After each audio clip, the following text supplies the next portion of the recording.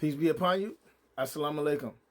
Brothers and sisters, when we speak about leadership in our community, we must begin where Allah begins, with the human soul and the divine pattern that shapes its growth.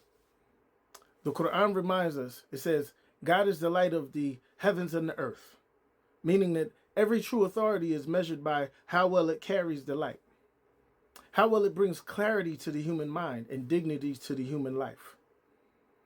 Our tradition teaches us that guidance is not a human invention. It's a trust.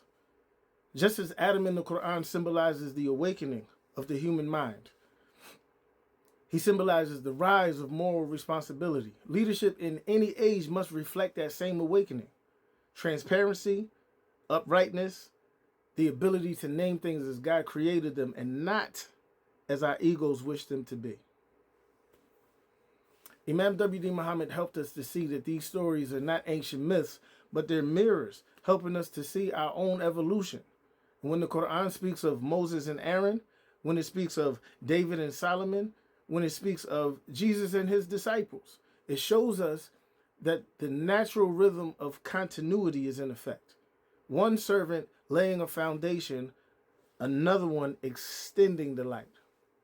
In the biblical narrative, too, the mantle passes to the one prepared inwardly and symbolically confirmed. These patterns are not accidents of history. They're signs, ayat, of how God preserves moral order in human society. So when Imam Earl Abdul Malik Muhammad speaks of his designation, private confirmations, symbolic recognitions, the weight of the trust that's given to him, we don't receive that as a personality claim. It's not an advance, pedestaling of somebody upon a personality.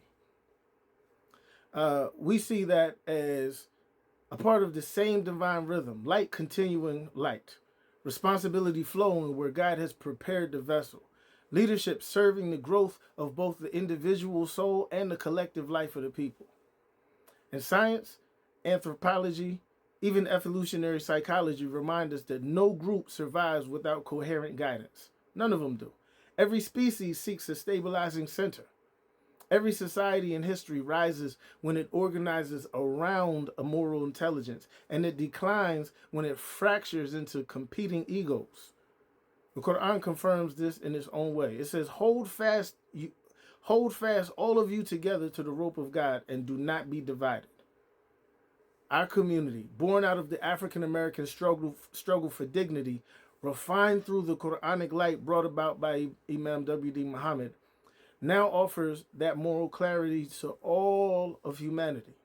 And Imam Abdul Malik is teaching through the WDM School of Islamic Thought and Practice. It stands as the living focal point for that clarity. So supporting that leadership is not some blind allegiance. It's a natural, intelligent response to the soul's desire for order, responsibility, and growth. So the call before us is simple. Return to the Quran as our measure. Purify our individual lives and strengthen the community that nourishes that purity. Engage the wider world with confidence, showing that Islam's light builds balanced individuals just as it builds balanced societies. May Allah guide us to recognize the lights that He places in our lives, to honor the trusts that He gives us, and to help one another rise into the full dignity that He intended for the human being. Ameen. Peace be upon you. Assalamu alaikum.